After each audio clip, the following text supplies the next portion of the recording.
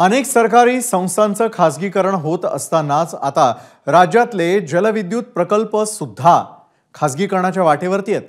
ज्या प्रकल्पांना 35 वर्ष पूर्ण झालेली आहेत असे प्रकल्प खासगी प्रवर्तकांच्या ताब्यात भाडे तत्वावर दिले जाणार आहेत।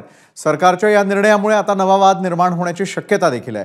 पाहूयात याबद्दलचा आमचा म्हणजेच एबीपी माझाचा हा एक्सक्लुसिव्ह रिपोर्ट। जलविद्युत प्रकल्पांना खासगीकरणाचा शॉक।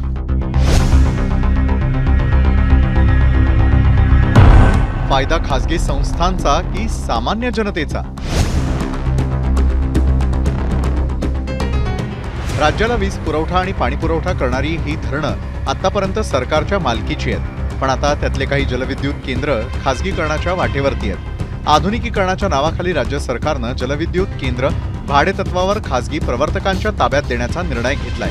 सरकारच्या या निर्णयाची कागदपत्र एबीपी माझाच्या हाती लागली आहेत। राज्यातल्या सर्व प्रकल्पांची 2 गटांमध्ये वर्गवारी करण्यात आली आहे। श्रेणी 1 मध्ये पाण्याचा वापर केवळ वीज निर्मितीसाठी होणाऱ्या प्रकल्पांचा समावेश आहे, तर श्रेणी 2 मध्ये पाण्याचा वापर वीज निर्मितीसह सिंचन, औद्योगिक इतर कामांसाठी होणारे प्रकल्प आहेत। 16हून अधिक प्रकल्प खासगी संस्थांना चालवायला देणार।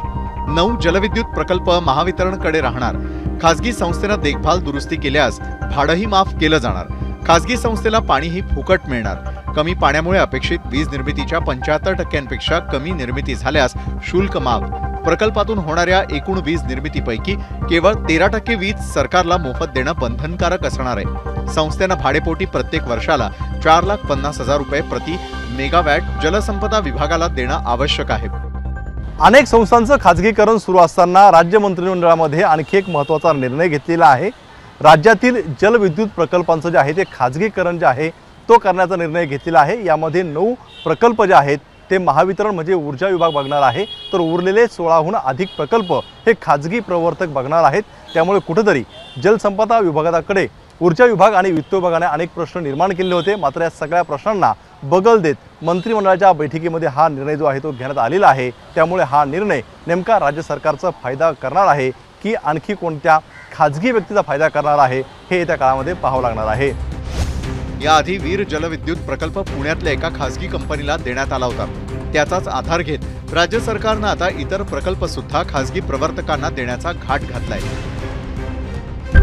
खासगीकरण होऊ घातलेल्या प्रकल्पांमध्ये येलदरी, भाटघर, पैठण, खडकवासला, पानशेत, वरसगाव, कान्हेर, भातसा, ढोम, उजनी, माणिकडोह, तेरवण मेढे, सूर्या आरबीसी, डिंभे, सूर्या, वारणा, दूधगंगा या प्रकल्पांचा समावेश आहे। तर कोयना फेज 1 आणि 2, Koyna phase 3, Vaitarna, Koyna dam foot power house 1, Tillari, Bhira, Vaitarna, Koyna phase 4, Vatghar हे प्रकल्प ऊर्जा विभागाकडेच राहणार आहेत। जलविद्युत प्रकल्पांच्या खासगीकरणाचा नेमका फायदा कुणाला होणार आहे हा मोठा प्रश्न आहे। खासगी संस्थांच्या ताब्यात गेल्यानं प्रकल्पांची कार्यक्षमता वाढणार की सर्वसामान्यांना वीज दरवाढीचा शॉक बसणार हे पाहावं लागेल। राजू सोनवणे, एबीपी माझा, मुंबई।